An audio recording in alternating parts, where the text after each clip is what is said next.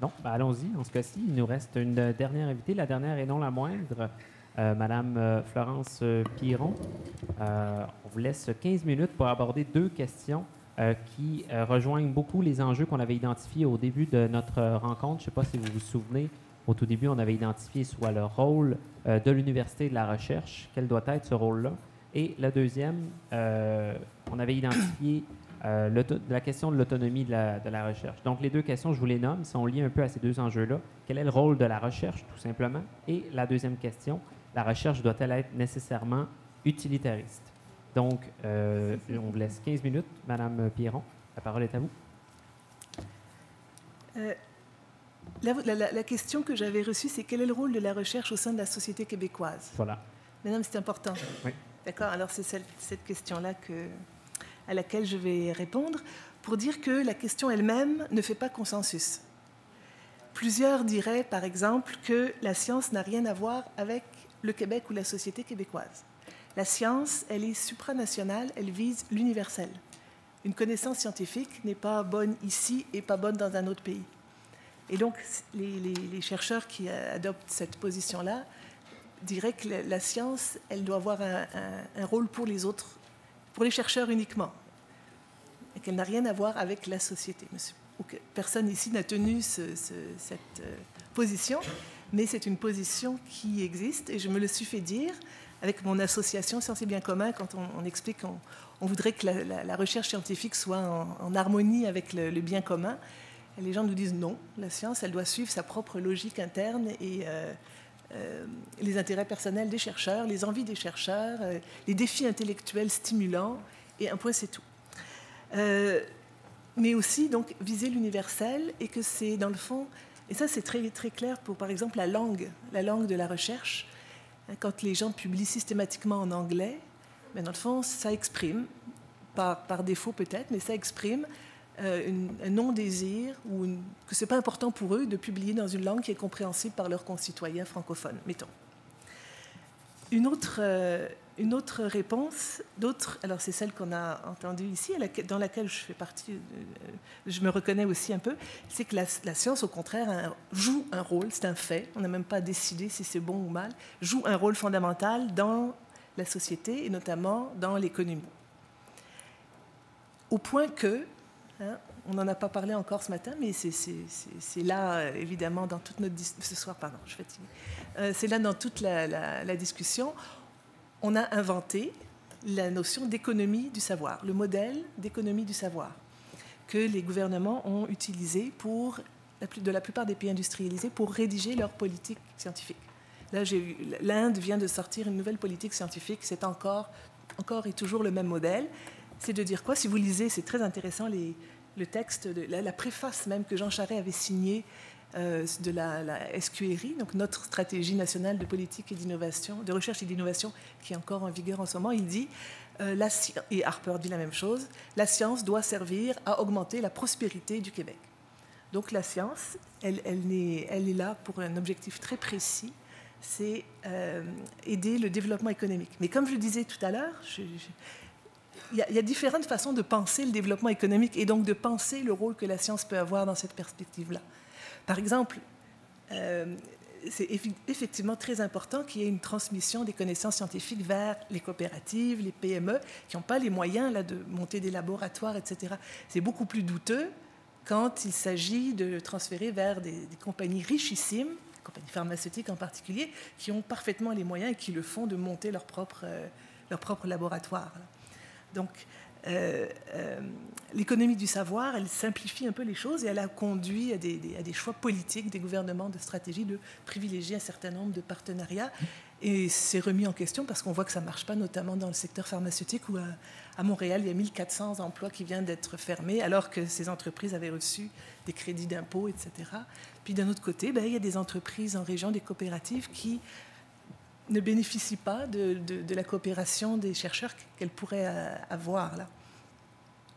Et de ce point de vue-là, il y a un programme à l'Université de Sherbrooke qui est extraordinaire, que j'espère que vous allez encourager, appuyer, parce qu'à l'Université Laval, on s'inspire de lui. C'est le PAEC, Programme d'apprentissage expérientiel par intervention communautaire, qui est un programme magnifique. Nous, à Laval, on est en train de faire la même chose avec ces savoirs. Donc, c'est de mettre en relation des étudiants avec des groupes, des associations, toute la société civile, pour que, justement, le savoir leur soit utile.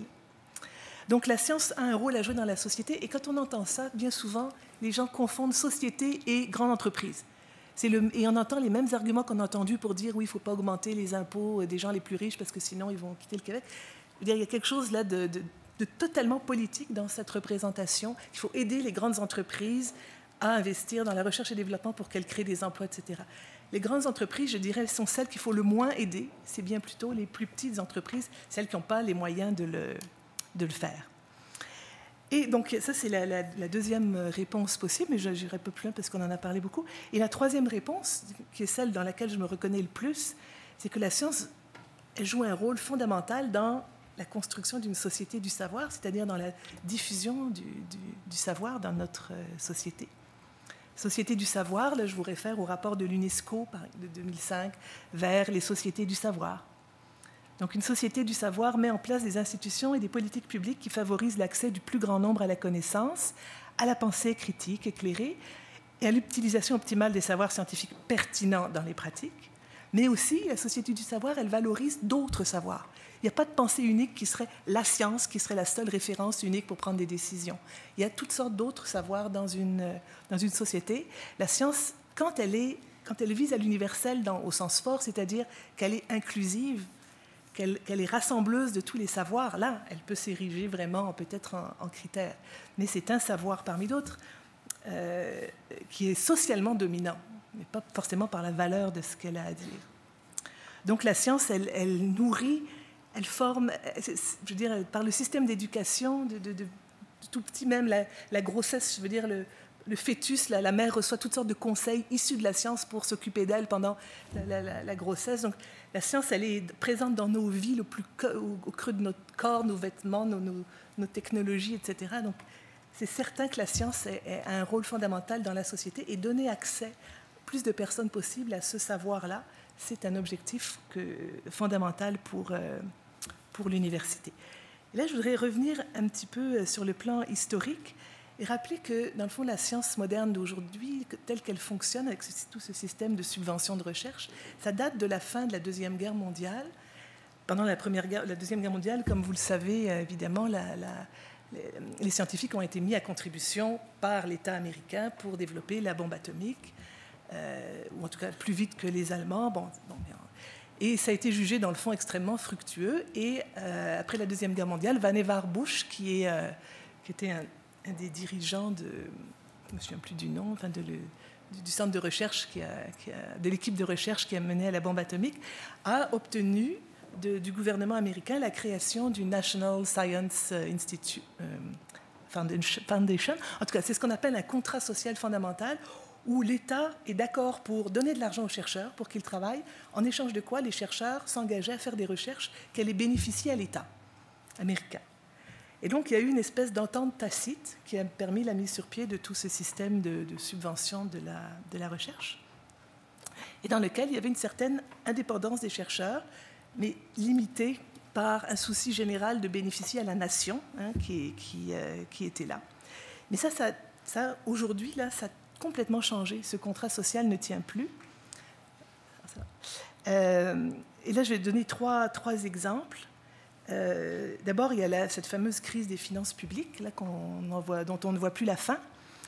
Et on se demande même, d'ailleurs, ça c'est des économistes, là c'est une recherche pertinente socialement qui pourrait nous expliquer où est l'argent, n'est-ce pas, si plus personne n'en a alors qu'on nous dit que la richesse continue de croître, le PIB continue de croître. Où est l'argent? Qui a l'argent, en tout cas?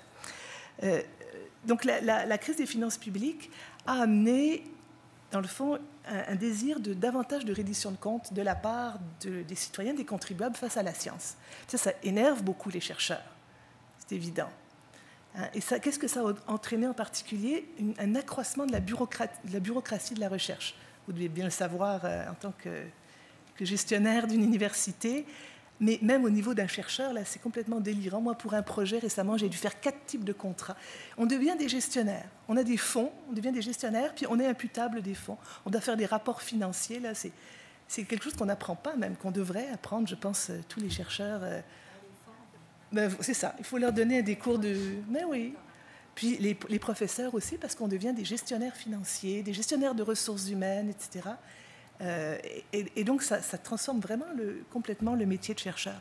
L'argent rétrécit, ce qui fait que les concours pour les subventions deviennent de plus en plus compétitifs. Et là, ça joue dur. Vous avez donné un exemple là, de fausses équipes de recherche, mais ça induit des pratiques terribles et des dépressions et de la souffrance au travail. Et même, on peut parler d'une espèce de grave crise morale dans la science aujourd'hui, qui est marquée par plusieurs facteurs. Moi, je travaille beaucoup sur l'éthique des sciences. Et en ce moment, il y a un blog fascinant que vous pouvez aller voir qui s'appelle Retraction Watch, qui analyse les rétractations d'articles dans les grandes revues, les raisons. Et donc, ils ont découvert que les rétractations d'articles augmentent. Il y en avait eu une année dans Nature, il y a une dizaine d'années, c'était exceptionnel. Maintenant, il y en a beaucoup de façon régulière, et pour 45%, c'est pour des raisons de fraude. Donc, des données falsifiées, des données non présentées, etc. Donc, il y a donc, nombre croissant de rétractations d'articles frauduleux, même dans les plus grandes revues. Manque d'intérêt des décideurs dans les avis des scientifiques. Ça, constamment, vous entendez des chercheurs dire qu'il faudrait que les décisions soient prises sur des données probantes. Elles ne le sont pas. Pourquoi? Où est le problème? Ce n'est pas que les hommes politiques sont idiots, les politiciens sont idiots. Il y a une raison pour laquelle ils ne se fient pas toujours aux avis scientifiques. La fragilisation aussi de l'autorité des organismes réglementaires. On l'a vu récemment sur les OGM. Là, bon. Vous Santé Canada ou la FDA, ce sont des organismes qui sont supposés approuver les produits qui sont issus de la science, dans le fond, pour la santé. Et on s'aperçoit qu'il y a une multitude de conflits d'intérêts. Pour moi, les conflits d'intérêts, ce n'est pas juste quelque chose qu'on met dans une phrase, puis on dit « etc ». La science, elle est pourrie par l'argent. Je suis désolée, là, c'est le constat qu'on voit en ce moment. Pourquoi? À cause du manque de ressources, là, parce que l'État se retire de la science, et aussi à cause de l'économie du savoir. Et donc, la carrière scientifique, alors, les gens qui ont des postes de chercheurs, je veux dire, ils sont angoissés pendant les premières années de leur vie. Est-ce que je vais assez publier pour avoir ma permanence, etc. On entretient un climat de peur. Dans certains départements, effectivement, c'est peut-être très compétitif, mais pas forcément dans tous non plus, là. Mais il y a un haut niveau de stress, vous en avez parlé un peu, là, surtout ceux qui veulent avoir des enfants en plus, et ce qui induit donc des compétitions qui ne sont pas du tout la collaboration que vous cherchez, mais vraiment une vie très compétitive. Et donc le contrat social dans ces conditions-là, n'est-ce pas, il change beaucoup, et les chercheurs pourraient être prêts à n'importe quoi, oui, d'accord, pour trouver de l'argent. Et puis la science, du coup, elle s'éloigne du bien commun. Elle s'éloigne, elle va vers les nanotechnologies, on pourrait en parler longtemps, là. Mais est-ce que c'est vraiment... Qu'est-ce que ça apporte vraiment? Moi, je discute avec des médecins qui sont tout le temps en train de racheter des nouvelles machines, qui dépensent un argent public délirant dans ces nouvelles machines, parce qu'ils disent, si on ne le fait pas, les gens vont dire qu'on n'est pas à la page, etc. Alors qu'eux-mêmes, dans leur pratique, ils reconnaissent que ça apporte à peine de changement là, la qualité des soins qu'ils offrent.